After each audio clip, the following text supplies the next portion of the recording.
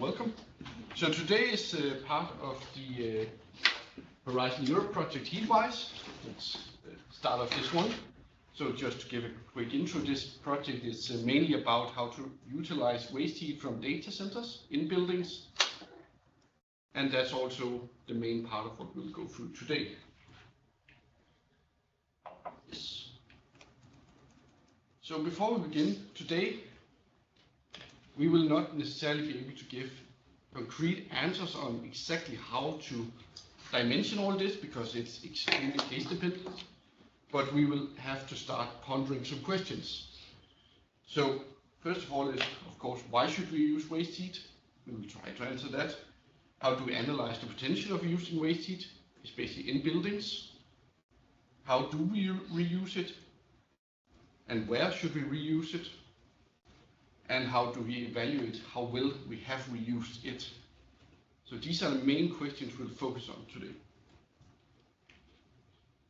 So before we begin, just a couple of abbreviations you will see very heavily throughout the report, or not report, throughout the presentation, especially the air handling unit. It's data center, and this one is most likely new to very many people. Just quickly discuss what it is. So you're used to major data centers. This will be something like Google or Apple building a massive, many thousand square meter building in order to purely house data centers. When we talk about its data centers, this is when they are small. This is generally server rooms in buildings. These are quite small and fit in normal rooms. Otherwise, I think, most of these are common abbreviations you've seen before. So district heating, heat pumps, heat exchangers, and then when we talk about heat rejection units, these are generally linked to the data center side. So this is the link between a server producing heat and then something that pushes that heat away from the servers. So this could be air cooling or liquid cooling strategies. With that, let's just start in the broad perspective of why should we actually use waste heat. So in general, buildings across Europe use, for residential, roughly 26% of the total final energy use in the entire EU. That's a fourth, that's quite massive. But of this energy use, you see that roughly 60% goes to space heating, 15% goes to water heating. So this means we are somewhere around 3/4 of the entire energy use in a building goes for heating purposes. Again, meaning that it's quite important.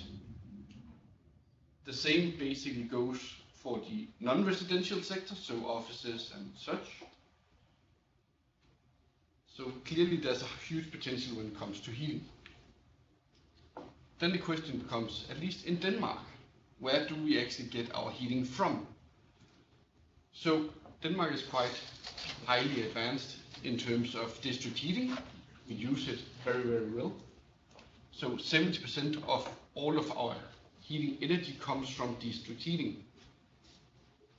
And it's increasing continuously. So you see that at the moment, it's slowly trending upwards towards soon being 2 million Danish homes covered by district heating. Clearly large potential there. Then we also have gas boilers, classic one. These are currently not increasing and decreasing, but will slowly be phased out over time. And then we have heat pumps, which are currently increasing, but still a relatively small percentage. So if you then look at what actually provides our current district heating, we see that wood biomass is currently the main thing. We have roughly 40% coming from it. Then we have burning of our waste, so these are waste incineration facilities. And then all the way down here we see that waste heat currently only constitutes 4% of our entire district heating supply. And that's actually not that much. And what we've seen basically over the years in terms of district heating sources is that there's been a massive investment in wood biomass, so it's increased, whereas of course, with the purpose of decreasing non-renewables, so coal and gas. Then if we look a little bit into how district heating actually looks like in Denmark, we see that we have 377 individual suppliers, so it's also a very fragmented market, which means that we cannot just supply heat into a common grid in the same way you would if you were to supply, let's say, electricity. So if you have solar cells, you basically supply into a much more common grid.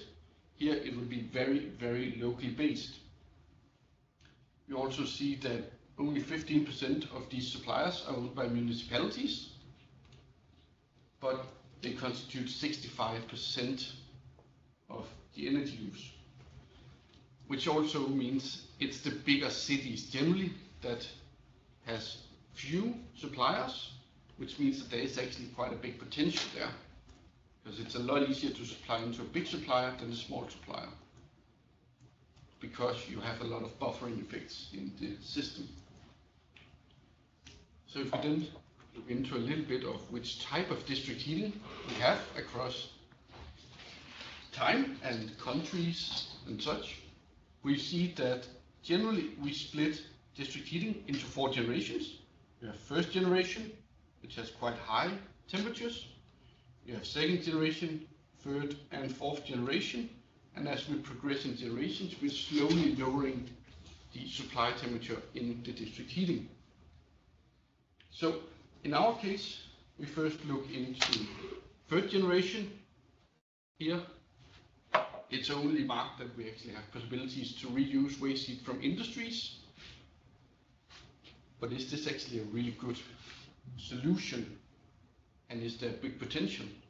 So if we look into it, what we see is somewhere. There we go. No, it won't do that. What we see is that in general, there's a definition of a national heat reuse index. So this basically tells you, compared to our general heating demand, how much waste heat do we produce in industries. So if it's a 1, it means that we basically theoretically could supply our entire heating demand by industry waste heat. This is of course not necessarily the case, as it's also quite dependent on time, among other things. It doesn't help us to supply a lot of heat in summer and then no heat in winter.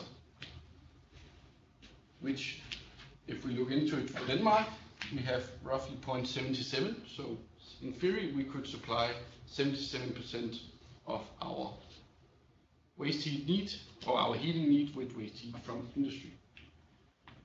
But as you can also see, it is extremely fragmented.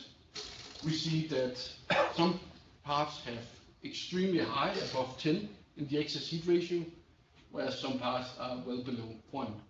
What we see in Denmark is that we're generally between 1 and 2, so that's actually quite a good sign. See it here. But if we just take an example of a relatively fragmented country, let's see Spain, for example, what we actually see is that we have some parts, especially in the northern part, where they can cover their energy demand or heating demand extremely well. They have extremely high amounts of industry, whereas if you go into the middle of the country, there's not really any industry. So there's no real potential of it. Then we come to the other point. What is the temperatures actually? Because one thing is when you supply electricity, you're supplying pure energy, of course under some certain voltages and amps, but pure energy. Whereas if we are supplying heat, we need to ensure the quality of the heat is high enough, and quality of heat is generally temperature. Because even if we have 100 kilowatt hours of heating available, if it's only available at 20 degrees, it's not really that interesting for heating. So if we look into industries, then what we see is they have a massive peak here between 100 and 200, but they also have temperatures going up to thousands of degrees. So this is extremely high quality heat. But before we start actually putting it into district heating or something else, can we actually reuse it in industry itself? Yes, generally, especially if we are above 200 degrees. And that's also the point. There's no point in putting in extremely high temperature heat that could be better used for something else. Because the moment we put it into district heating, we are degrading the potential. If it's, let's say, 500 degrees, we will cool it down, still basically to be our, in Denmark, in Aalborg, 80 to 90 degree maximum. So we've taken the energy, but we've also decreased the quality of the heat. So that's not necessarily the world's best solution. That's why it's generally more relevant to do local reuse, if possible, of course, but also to reuse in applications closer to the waste heat temperature. So if we have waste heat at 200 degrees, can we use it for something that requires maybe 150 or 180 degrees, instead of putting it into district heating that only requires 80 to 90 degrees? So if we look into the 4% of waste heat that we use in Denmark that you saw earlier from the district heating, what we see is that this corresponds to roughly 1.4 terawatt hours per year. So not necessarily that much, it's still quite a lot of energy. But what we also see is that they had only 73 different industries actually supplying the district heating grid in 2024. So that's not that much when we consider that there was 377 suppliers of district heating. So what are the main suppliers actually? Well, they are the extremely high producing or high energy heavy industries. So we have oil refineries, we have plastic and concrete manufacturers, and we have electricity producers. And if we look over in these graphs, what we see in the bottom one is that you maybe have one oil refinery. That one oil refinery comprises roughly 1/4 of the total waste heat supplied. So it's potentially a lot better to have few but very, very highly producing suppliers if you want to use waste heat in the district heating grid. Simply because there's costs associated and it's quite difficult to do the connections properly. There will be energy losses, so if you're too small, it might not even make sense. If we then jump a little bit, now we've moved into the 4th generation district heating. So now we're down into relatively low temperatures. Now we start to see that we can use surplus heat from data centers, among other things. So is there potential in reusing it from data centers? Potentially. So just to take a quick look, in EU in 2022, data centers accounted for roughly 45 to 65 terawatts of energy. So that corresponds to just below 2% of the EU's total electricity use. So not necessarily too much. But if we look into Denmark, it was roughly 2 terawatt hours. And if we compare with the total surplus from waste heat from industry, that was only 1.4 terawatt hours. So already if we can reuse it from the data centers, there might be quite a large potential here. But also because with the rise of AI and AI data centers currently, these numbers are expected to skyrocket. So in Denmark, they're expected to grow by a factor of 6. So this would potentially start to become quite interesting. And all of this is generally happening because the EU is investing extremely heavily in AI factories with a lot of initiatives to build them. So if we just take the quick calculation on Denmark, if we were to assume that of all of the electricity produced or provided to data centers, we can reuse, let's say, 50% of that as waste heat, well, then we can currently cover 2% of our district heating demand. But if this forecast with up to a factor of 6 holds, well, then we might be able to cover 12% of our heating demand. And if we just quickly go back, then as you could see here, then we're basically starting to get into what is currently being covered by coal, gas and oil, so in the same range as all the non-renewables at the moment. So there might be a quite big potential for this.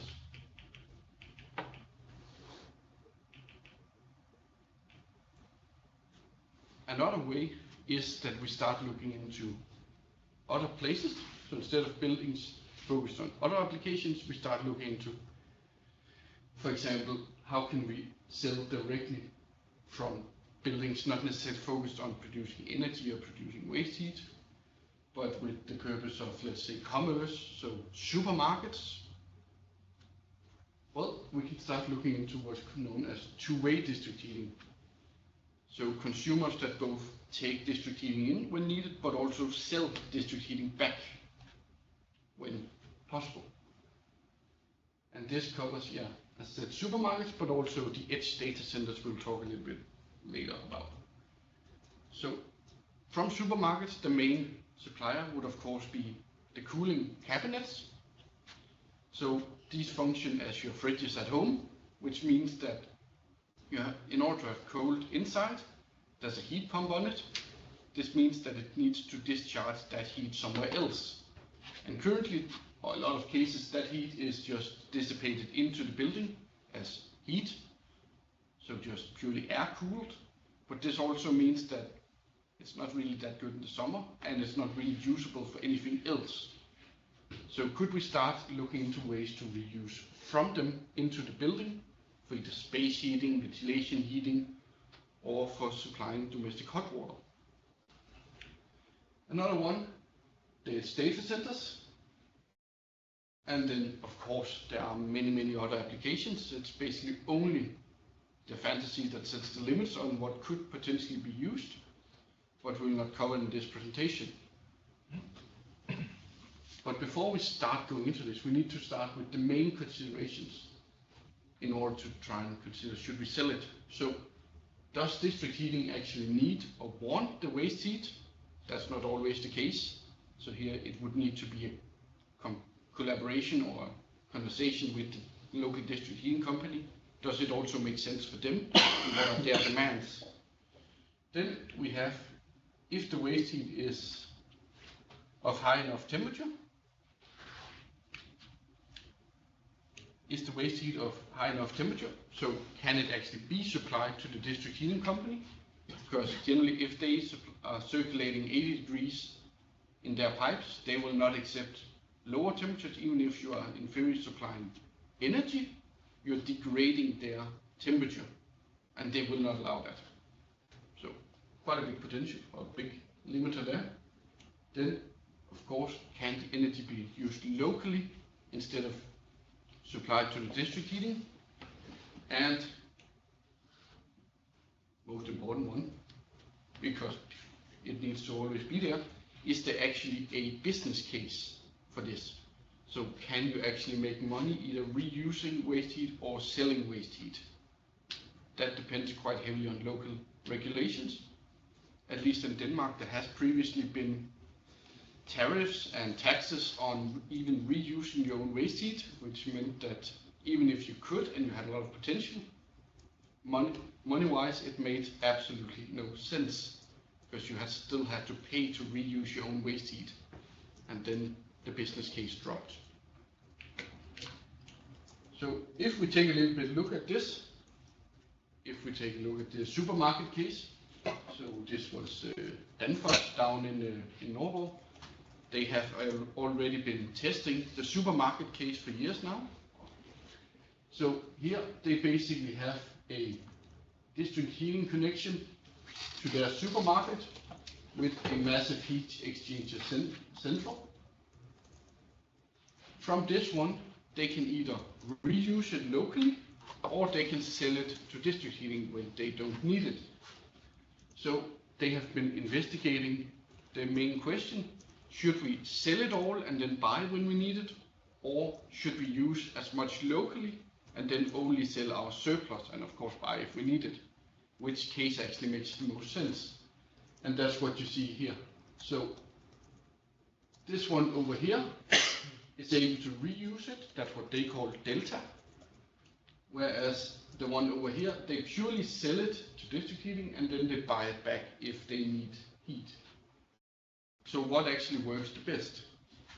So what they found is that they tested a lot of different cases, as you can see here, for local reuse and no local reuse. They found that if you had local reuse, you could decrease your heating needs by 93%, or up to 93%. Whereas if you sold it and then bought back, so you had no local heat reuse, you could only decrease your bill by up to 41%. So in general, at least in their case, the price they get for selling it is not high enough that it doesn't make sense to purely reuse it locally. And that's generally also what we see is, if you can use it locally, it tends to be better. So, before we proceed, let's just take a 5-minute break. Just get a quick breather. So we will continue at 8:45.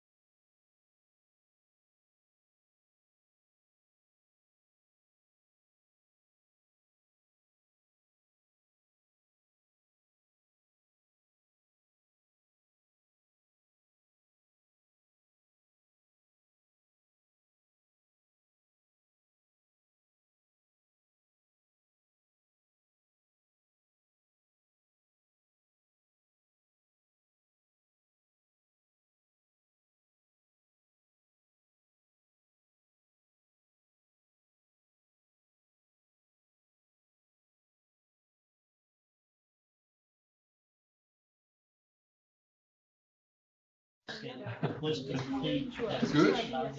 We will slowly get started again. So now we have talked a little bit about the background and everything of this. Now we will slowly start getting into much more of the building instead of going so wide in society. So the first one we will start with is how do we analyze the potential heat from buildings? So what can we actually get from them? So this would be from the supermarket or from the data centers, or edge data centers. So no matter which type of system you're going to evaluate, we're going to have three main things we need to investigate. One is what is the temperature that we can actually get from this type of system that is extremely system dependent. The second, how much energy can we actually get from it? And the third, which you are not necessarily used to calculating when you calculate a heat source, is what is the time part of it. So do we have constant production? Do we have partial production over the day? Do we have season dependencies? These are quite important when you start having to use waste heat, which of course compared to, let's say, a classic one of having a boiler or having a heat pump, you basically control it. I need this much energy now. So if we start by looking a little bit into the edge data centers, and again you see it, EDC, edge data centers.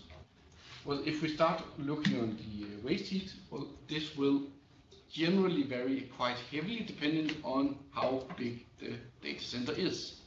So the higher peak load, the higher production potential. In terms of temperatures, this is where it gets a little bit tricky because this is extremely dependent on which type of cooling system we have in the data center. The most classic one that most people will be familiar with is air cooling.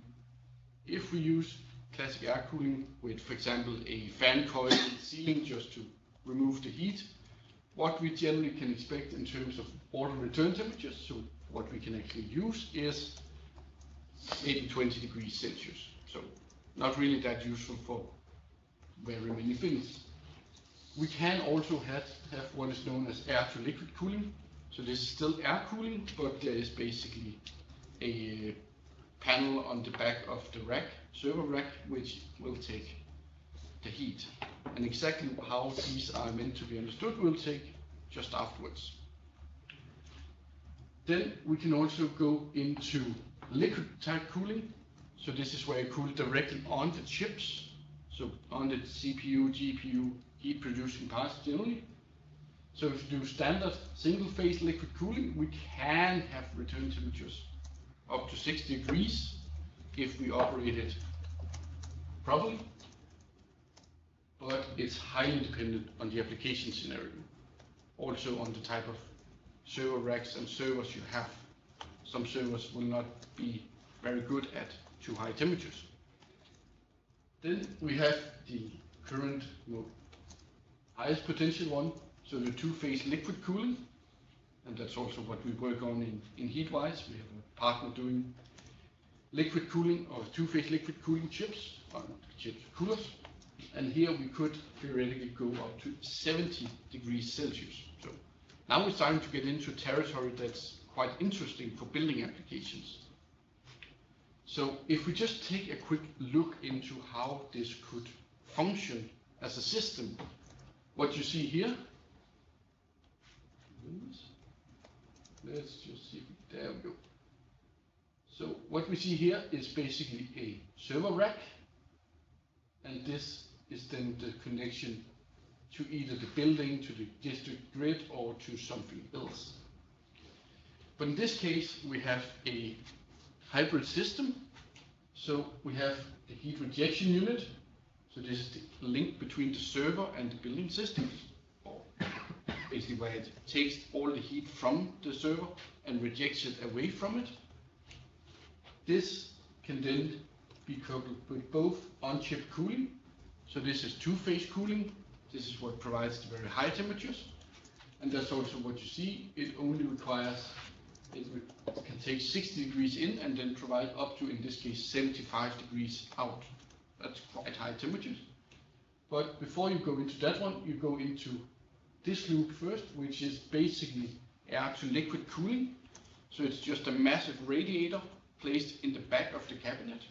In this case, it's a closed cabinet, so there's no heat, no air going into the room. It's purely inside it, which means that it first recovers the heat from this one. So here it goes from 40 to 50 degrees. Then it goes through this one and is boosted further to 75. Then basically the heat rejection unit is what you can consider as a heat exchanger, as you've seen many times before, which means that the supply temperature we get out of it is 70 degrees Celsius underwater. So that's quite good. We generally need maybe 40, 45 degrees for heating coils on ventilation air. We maybe need 60, 65 in order to do domestic hot water, depending on season and such. And in terms of space heating, we maybe need up to 35 if we run a floor heating system, or maybe up to 60, 65 if we run a classic radiator system. So if we can provide 70 degrees out, we can actually start to really cover these types of systems.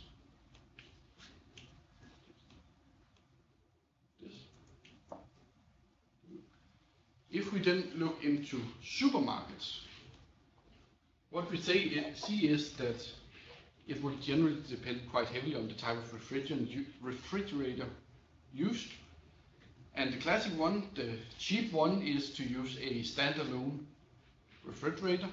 So that's just connected to a power cable, and then you just put it.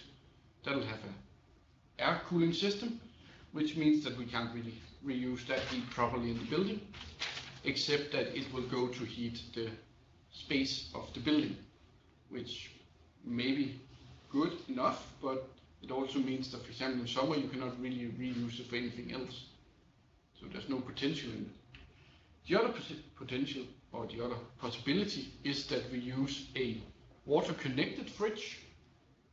So we are actually supplying cooling straight to the refrigerant unit, and then we can actually get it back as water, and there we may have possibilities of reusing it. If we look at how one can consider these types of systems, what we see over here, right now it just says a data center, but this could basically be any type of waste heat source. So this could be the refrigerant units, it could be the edge data center server racks. From here, we basically generally have three possibilities when we only consider water-based systems. So these are not the air-cooled ones that just provide directly into the room. These are purely water-based. Here, we can either discharge the energy to the outside. That is what you would classically do with a data center, and that's also, if you see out here, this will basically go through a dry cooler, and then you just dissipate it into the air. It's a very easy way to cool. It provides absolutely no reuse whatsoever. We just get rid of the heat. Then you can try to connect it to the grid. It might be a possibility, but they have quite stringent temperature requirements, and they most likely won't even accept it potentially. So that's also. Or you can connect it to the building. When we start to connect it to the building, we have generally two potential approaches. One is you connect it directly to the building supply. So that would be to the main heating energy supply. So if it's district heating, well, then it's right after the district heating supply point. So you basically just change, instead of using district heating all the time, you just take this waste heat when possible. This puts quite high temperature requirements. Or you can supply it directly to the different HVAC and technical systems. So we run it directly to the space heating system, we run it directly to the domestic hot water system, and so on. If you want to assess the potential in existing buildings, then generally we need to use measurements. And in that case, we need to measure at point 10 because we need to know how much energy are we actually just sending out of the data center, because that's basically what we instead could have reused in the building. And we also need to measure at point 2 if we already have it connected. Otherwise, we need to measure at point 5 how much energy is actually supplied to the systems. Then, you sum the energy measured over the desired period in order to provide the max potential for that period. And what period this is depends quite heavily on your application. Generally, these would be relatively short periods because typically we cannot just sum this potential over a year. That will not really be realistic, because if you only sum fully on each side over a year, you basically overestimate it, because you say, oh, we have 10,000 kilowatt hours produced, we need 10,000 kilowatt hours in our building. Fine, then it just matches. But that doesn't take into account the use profile of the building, because generally we will have a lot higher energy use in the winter than we do in summer. So just be aware of it. Then of course we need to take into account the waste heat energy available, or the temperature of the waste heat energy. So here we should generally measure after the heat rejection unit and after any heat exchangers. If you measure before heat exchangers, you risk overestimating the potential. And I'll show a little bit later how badly that can actually be overestimated. This is of course adjustable depending on the setup, and especially this one here is extremely important. We need to be aware of what is the limit on return temperature we need to provide for the waste heat source. So if we have a data center, if we have a period where we don't necessarily need to use too much heat in the building, we cannot just circulate it directly back at the same temperatures. Then we fry the data center and that becomes extremely expensive. So not a good solution, I guess. But the last thing we need to also take into account is what is the resolution we need to measure at. So depending on our system, it becomes quite important. If you want to use your waste heat to supply a building that is purely based on heat exchangers, so you have quite a direct system with no buffering capabilities, we need quite high time resolution, preferably 1 minute, maybe up to 5, simply because there's so large fluctuations. Whereas if you have a system with a heat storage tank, generally the buffer, you can accept a lot higher time periods because you will have buffering effects, so it's not as critical. Yes, and then of course we need to look what is the potential over the hour, the day, the week, and the season. If we look into new buildings or systems, generally, if we look at an edge data center, we would prefer to use measurements from a similar system, so we know roughly what we could expect. Otherwise, we would need to use the dimension values together with an assumed use profile. This, of course, should be realistic, and it's also the same you do when you have to do a BSIM calculation. You assume a use profile for the people load, for the occupant, for the equipment load and such. We would have to do the same here, but that adds quite a lot of uncertainty. In terms of supermarket refrigeration, generally use the average daily value and then just spread it across the entire day, because you will tend to keep the same temperatures inside the supermarket, and this system will generally have that as its external temperature or ambient temperature, which means it should be expected to roughly use the same amount of energy over the day. You could consider if it should use a little bit more in the open hours, simply because people will open it, which would cause it to use a little bit more energy. But unless you have measurements, and that should be easy from a similar supermarket, then I would go for that. Yes. In terms of the temperature, yeah, that should come from the producer. Simply like that. And in terms of temporal and stability, so how it changes over the year, we should, yeah, either use the actual production use profile, or we should assume relatively stable over the year. Yes. Then we'll go a little bit on to what is the potential for then reusing the waste heat inside the building. So now we've talked about the heat generating source. Now we'll talk about all the systems that then use the heat. So again, we have some considerations. First of all, is it a new or is it an existing building or system? So if it's a new system, you could try to optimize a little bit in terms of location of data centers to put it closer to where the system's needed, but that's of course where you need to discuss with architects and such, because that's normally not us who actually have the final say. But it generally comes down to, can we use measurements? So do you have some measurements you can use? Then it tends to be a good choice. If not, we might be forced to use the design values of the building and the systems. But then we come to the question, are these actually relevant for the operational performance of that actual system? And I will already spoil now, generally not. They are meant for one thing, and during operation they will tend to be quite different, but you'll also see an example of why that is. Then we should consider where we connect to. So as said earlier, we can either connect to the main heating energy supply, or we can connect directly to the systems.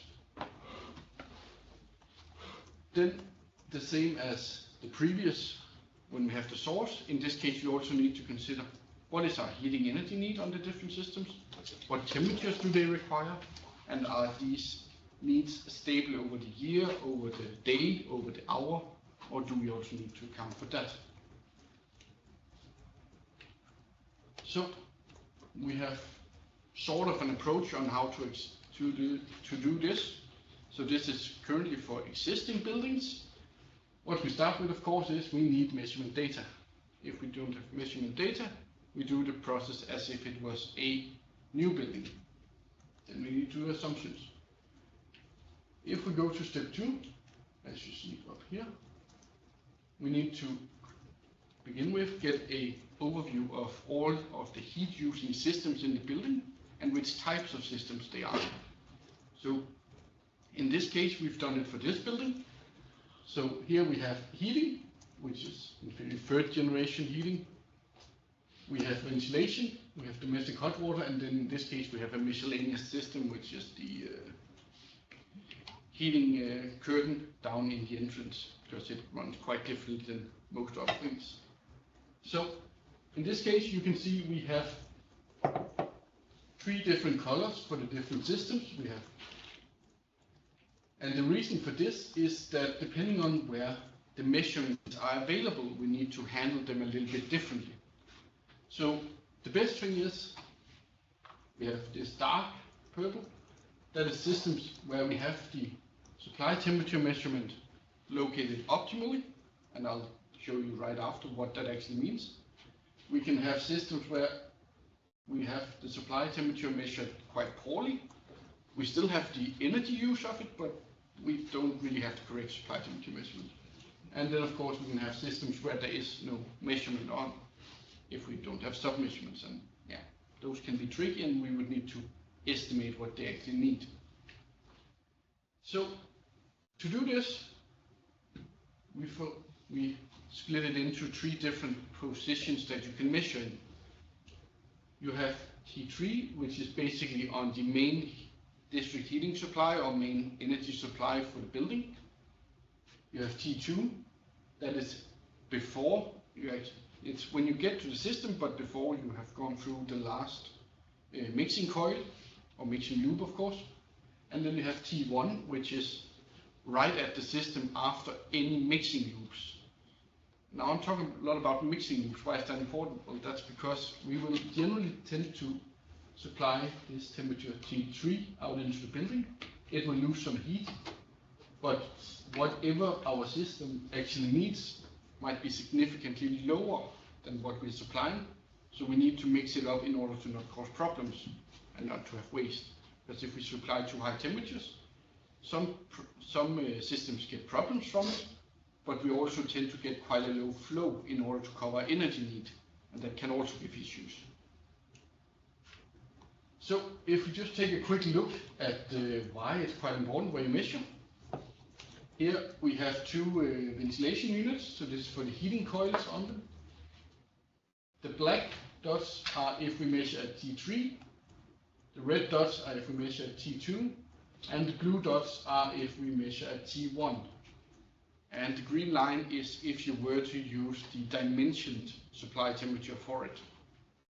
And this is also why it can be very bad to just assume that this temperature is valid for what the system needs, because it's way, way, way too high. But also why we cannot really use the design temperatures, because we will tend to generally overestimate how high temperatures we need, which will cause our reuse potential to be very, very low. So it's important to, if you want to do this, to have the temperature measurements right before the coil or the heat exchanger or whatever you have, but after any mixing loops. Then if we go a little bit further, we start to go into the temporal variations. Now we need to estimate, that's the right one. We need to estimate the potential in different buildings depending on the time. So here we go down, we check into, could it be that we need to split into working days, non-working days? Can we just run it for all days? Is that a problem? Do we need to take holidays into account? How are the schedules for these type of systems? Is there a difference during night, during evening, during day? Can we just run full day? And is there also a temperature difference in what temperatures they need in the different periods? So we have also done that. So here again we see two air handling units that needs these. What we see is that COMF1, so that's a comfort ventilation that's purely for offices. Here we see that it's basically purely during working days, and it's also seasonally, as it actually is not needed during summer. We see that during evening and night it's relatively low potential, and that comes from how the definition of day is. So it may be that people, or that the system starts up a little bit before it's defined as day and ends a little bit after it's defined as day. If we look at a similar unit, this is a lab unit. Here we have consistent use across the entire day, so it's no longer daily dependent. It needs heat all day because it runs all day, but we still see that we have seasonality, that it does not need anything during the summer. So if we just look at the summarized energy use over periods of years, then we see that they both actually tend to be the same or similar if we only looked at the energy use scale, which is also why we need relatively high resolution measurements, because otherwise, oh, these both need full energy there, yeah, but one does not need any energy during the night. If we compare this to, for example, a domestic hot water, in this case a heat exchanger system, so directly domestic hot water, we see that again it's depending on the time of day. So we have mainly during day, only during working days, and we don't have that much during night. That's again due to how the time determination was, or definition. In this case, it's not seasonally dependent because this part you see here is actually due to missing data. So that's not because there's no energy use, it's simply because we don't have the data for that period. So in this case, we also see that it's not seasonally dependent, but it is dependent on when people are actually here. So in this one, you can start identifying when do you have holiday periods. And then it might be dependent on these. That's what you see here. Basically here there's students, and here there's holidays, and then there's students again. So this is people dependent. And yeah, as you can see, in this case we have energy use throughout the entire year. Though lower in summer, but that's mostly also because there's less people at that point. So if you were to do this for new buildings, this approach is not as well defined, but it will tend to be the same as what you had before. Now you just need to actually use simulations, which of course means you need to do proper assumptions on what is needed. With that, I think we'll take a small break again. We will start at 9:16. So give a bit of air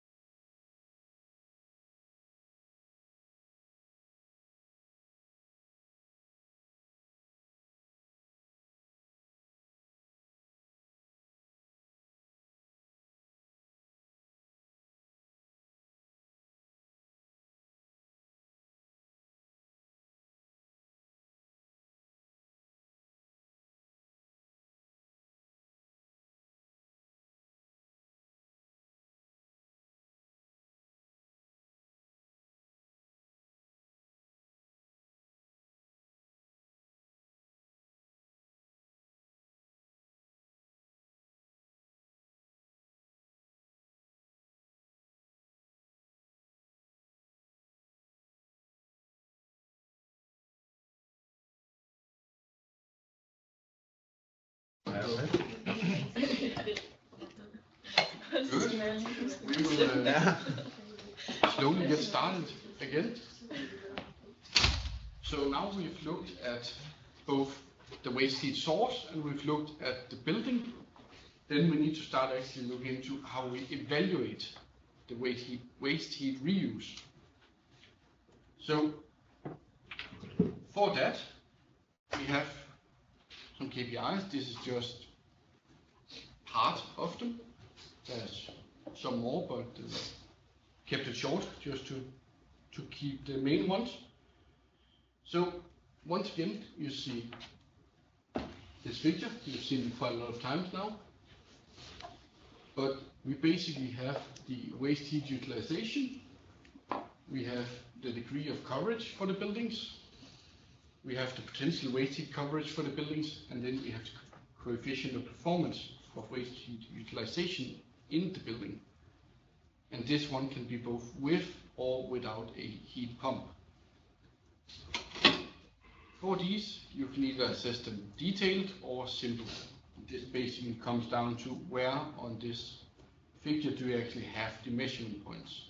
So depending on where you have the measurement points, there's examples of how to do the calculations. Of course, you can also do it otherwise. You just may have to figure out yourself exactly how it would work in terms of doing this KPI. So if we start with the first one, the waste heat utilization, this one is relatively simple. How much of the available waste heat that we produce in our data center and a supermarket and such is actually utilized in the building? So basically, how much do we have to toss away as unusable and how much can we reuse? This one we would prefer to be 1. Generally, we reuse all of the waste heat. That would be good, but not necessarily always potential or possible. And the opposite, of course, would be that it's 0. We have not reused any of our waste heat. It's all just dumped into the outside air. Not necessarily good. In this case, we need to, of course, measure around the data center. So we have the connection to the grid, we have the connection to the building, we have the connection outside of the data center, so dry coolers or cooling towers. But you also notice that we have one over here. This is because in theory you can also dump waste heat directly from your HVAC systems. So let's say instead of having a dry cooler, we don't have that high of a need in our data center. We have a ventilation unit that runs 24/7. We could also start considering, should we put a basically heat exchanger on the exhaust air, on the ventilation, and then just use that to get rid of the heat. In that case, you would still be dumping the heat, it would not be utilized, but you may be able to save a dry cooler, which might also be nice. But this is of course extremely case dependent, and it's not always a good choice. This one is for the simple one. If we do the a bit more detailed one, so basically we have a lot more sub-metering, then we will measure directly what is supplied to the main heating supply or what is directly supplied to the different HVAC systems or technical systems, not only HVAC. So this is the first one, and this is generally one that should be monitored if you start building these type of systems. If we take the next one, it's relatively similar. It just flips it on the other side. So it's basically how much of the total heating energy need of the building can be covered by waste heat. So this one, generally it will range somewhere between 0 and 1. 0 being we cover absolutely none of our heating need with waste heat. 1 being we cover all of our heating need with waste heat. And of course, as you've seen, you would like both of these to be close to 1. That would be optimally. But that of course also means you need to balance, if you are to do this, your waste heat source contra your building energy needs, and that's rarely going to happen because they do not depend on the same factors. Your building energy need will depend on building standards, building insulation levels, and such. Whereas your waste heat energy produced will depend on your need for example, computational power, so data center size, or how many refrigerants you need in your supermarket, or some other factor. So it can be quite difficult to balance these, but it can also have quite a big effect. The point where it starts to become important is, let's say you are a building owner, and you have a portfolio of buildings. You don't just have one building, you have many. Now you can start considering, is it possible to distribute? If you already need to have, let's say, 3-4 small edge data centers across your building portfolio, can you size them accordingly to what their buildings need? So you still have a total capacity you need to cover, but you may be able to distribute them better in order to better be able to reuse the waste heat. This is of course always a question of business case, but there might be potential in it. If we go back to the waste heat reuse, well, now as you can see, we no longer actually cares about how much energy is dumped from the data center. It's not really important. We care about how much energy do we provide into the building from the data center, and how much, and I've noticed this one is placed a little bit wrong. It should actually have been up here between the grid and the main heating energy supply, but let it be. How much energy do the building get from the data center, in this case, contra how much does it get from the grid? So again, relatively simple calculation. Then we go to the potential waste heat coverage for the building. Now we are starting to discuss what is the maximum potential for the building to actually reuse waste heat. So if we were to reuse all the waste heat from the data center, how much of the building's energy need or heating need could we cover? In this case, it is a little bit theoretical. Now we need to include the part we dump it in. We still, basically, it says at 0 to 1. In theory, it can also go significantly above 1.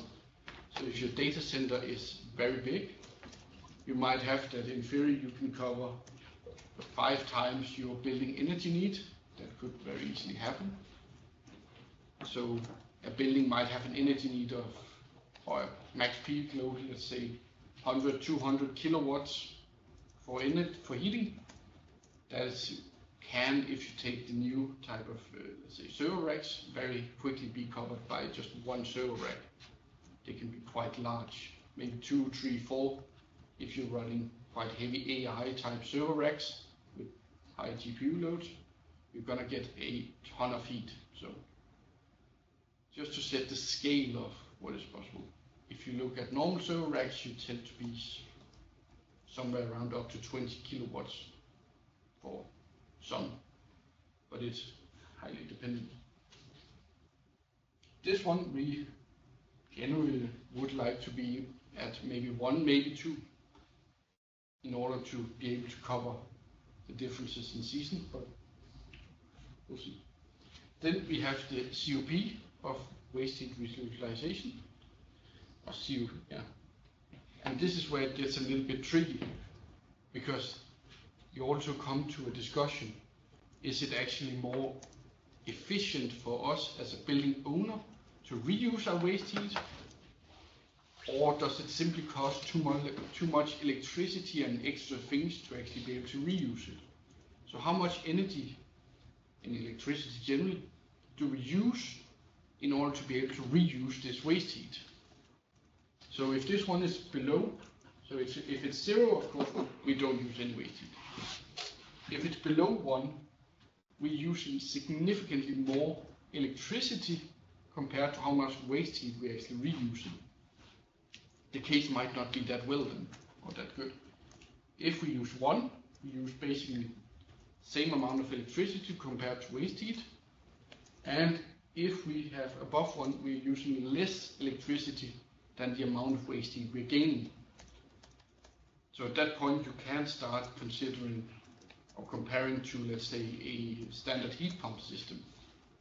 How much should our COP be before it's actually worth it to reuse the waste heat? So, so this is how it would look if you do the simple one without a heat pump. So we take heating supplied from data center, and then we take all the extra electricity uses we need in order to do this. So it's not our standard electricity use we would have had anyways. For example, electricity to run our ventilation. Well, we'll run our ventilation no matter what. But how much extra would it cost in order to have the pumps to operate the system? How much extra for the control, for the valves and such? Then you also have the other case with a heat pump. So if we need to actually increase the temperature before we're able to reuse our waste heat, we also need to take into account how much electricity we actually use for the heat pump. But if you're going to have a system, let's say, where your main heating energy supply is actually a heat pump, then you can start considering if you should use this as just your source for the main heat pump. Then it might make sense, because you're going to need a heat source anyways for a heat pump. It might be outdoor air, it might be groundwater, it might be a borehole type, doesn't really matter. But they tend to either be very dependent on outdoor temperature or somewhere around 2 to 10 degrees during the entire year. In this case, if you can have a source that is relatively consistent, that maybe can provide you with 20, 30 degrees, even if you don't have the very good two-phase liquid cooling systems, if you just have a air to liquid, well, if you can provide 30 degrees as a source for that heat pump, it's already a lot more efficient. So, and yeah, at least for the IEs, this will be more relevant next year when you'll start on the energy producing courses. Good. With that, we will have a small quiz.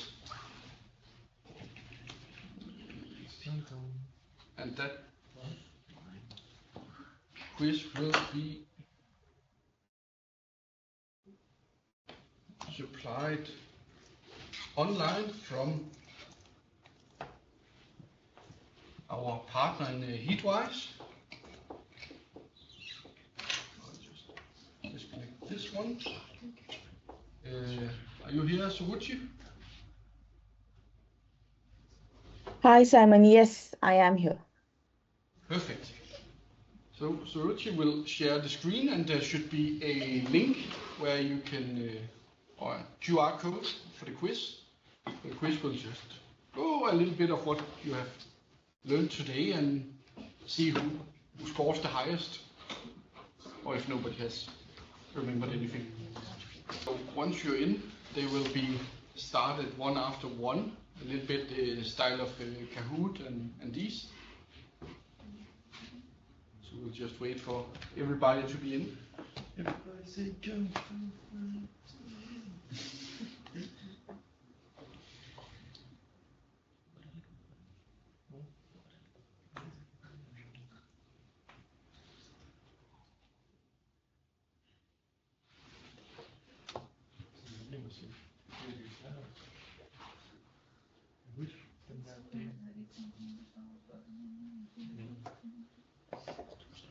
Yes, I assume everybody is in. I think you can start it, Suruchi.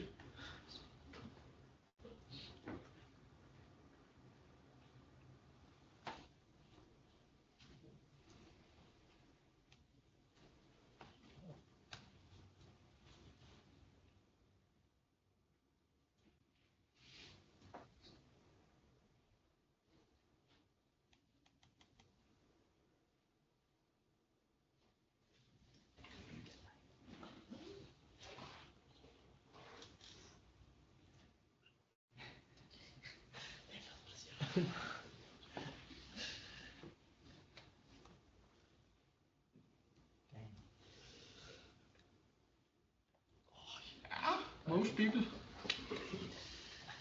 Or at least an overweight of people on that one.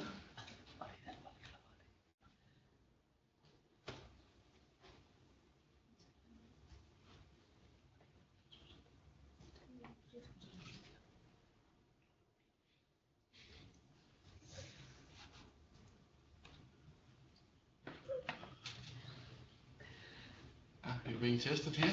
This is some of the very early stuff we went through.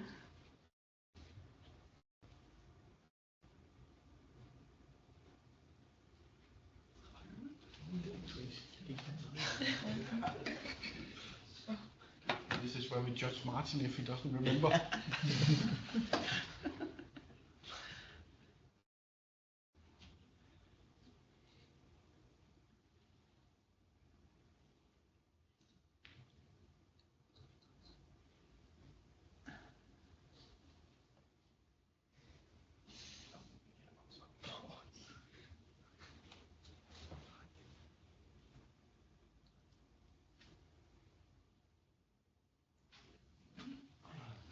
People are having quite good memory so far.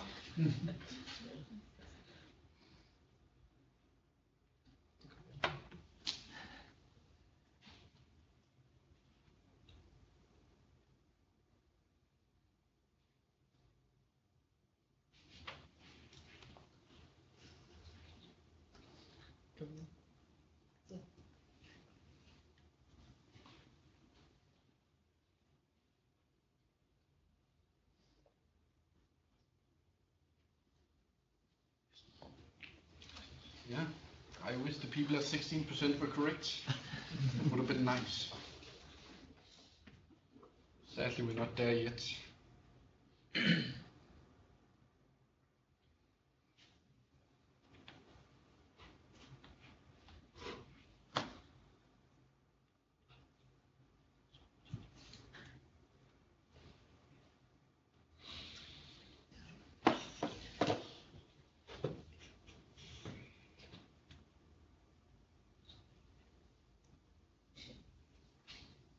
A little bit too close. Generally, third generation was only from industry, not from data centers and supermarkets. But that is a discussion point, I would agree.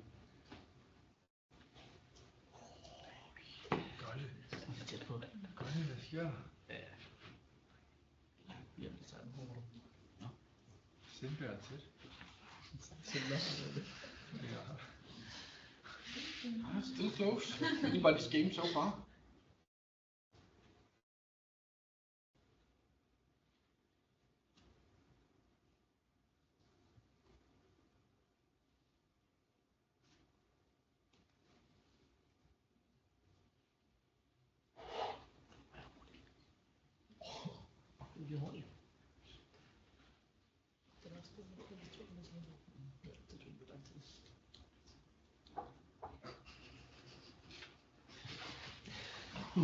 One person disagrees.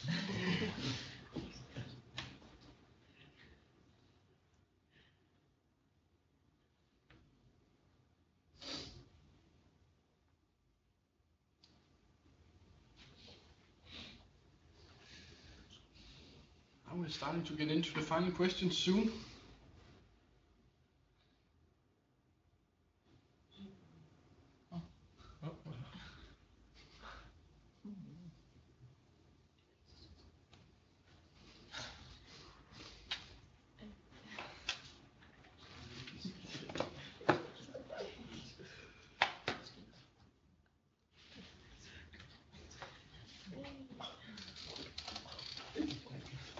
A good guess. This was actually not said, but it was on one of the slides.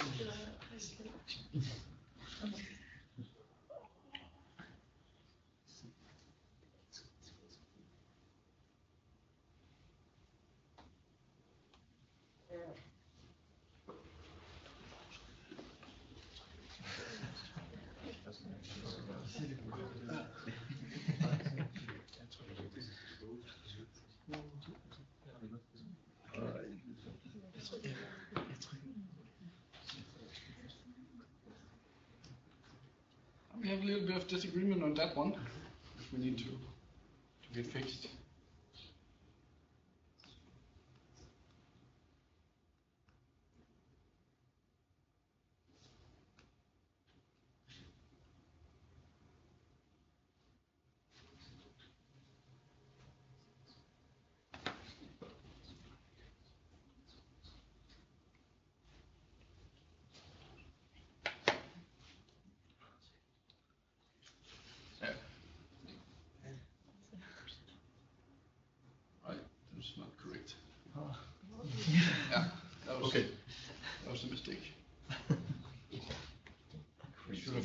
measured after any mixing loops.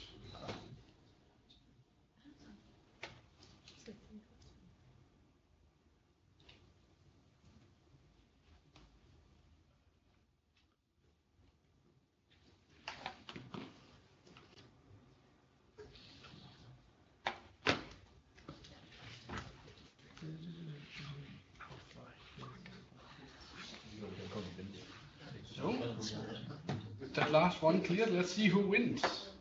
Who has taken it? All right. Whoever is TJ is currently in the lead, and took a very goddamn Thomas taking the win. Well done. Det er magic combiner. Somebody really paid attention, and is somehow really quick at answering.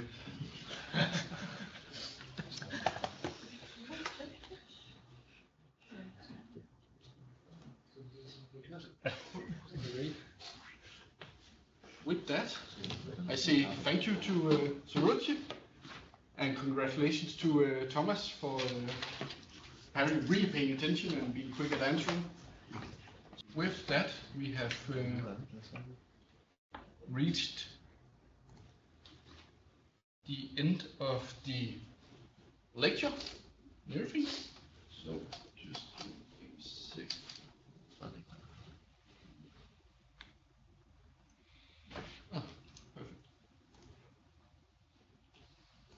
Good. So with that, we will take a small break, but after the break there will be exercises, which I will just quickly go through what the purpose is. For these exercises I will be present here in this room and also online if there's anything. And then Kim Wittgen will be online or available in Copenhagen, as I've understood. So before we take a quick break, for this exercise I will send you, there's an Excel sheet in order to do calculations. So in this one it's meant that you can start trying to see which types of waste heat profiles and potentials and sizes match well with different types of buildings and building needs. And you'll also be able to look into what is the difference between supplying at the main heating supply contra what is it if we supply at local systems or in the HVAC systems directly. This has a lot of limitations, of course. It's a relatively simple one, but it's the one called Waste Heat Simple Calculation Tool. I'll send it over Teams, then everybody should have it. But generally it consists of 9 input tabs. They're all gray colored. You have the main, so you need to enter some standard information, make some choices. You have the outdoor conditions. If you do not have a better profile, just leave it as it is. It's currently 1 year of Danish weather. Then we have 3 choices of waste heat sources. So you can either currently choose how to set up a simple one for an edge data center, a simple one for a supermarket, or you can in theory also provide your own profile. But currently none of you have a profile of your own. So this could be if you've measured or simulated somewhere else. Then there's a bit on the piping between everything. So that relates to, just a second. So that relates to these connections and how far it is between them and how well insulated these are, because as you'll also see, that matters quite a lot. Because the moment you start losing too much temperature in your system, the performance drops heavily. So also look into that. Then you define if you have a main heating supply, which temperatures does it supply at, what type of air handling unit. So here you can have either a simple or your own profile, domestic hot water, space heating, again simple own profile, and then there's also a bit on the cooler. Then you have the results tab, so that's the one in blue, and then there's a lot of hidden calculation tabs. You can look into them if you want to see how it does it behind, but otherwise just leave them hidden. I will also send out the presentation so you can see these slides and have the exercises and information. And yeah, just be aware there are limitations. Some of it does not work so well. So if you set something that's physically not feasible, it will be calculated as if it's feasible in the sheet, but it will not make sense. So just think about what choices you make.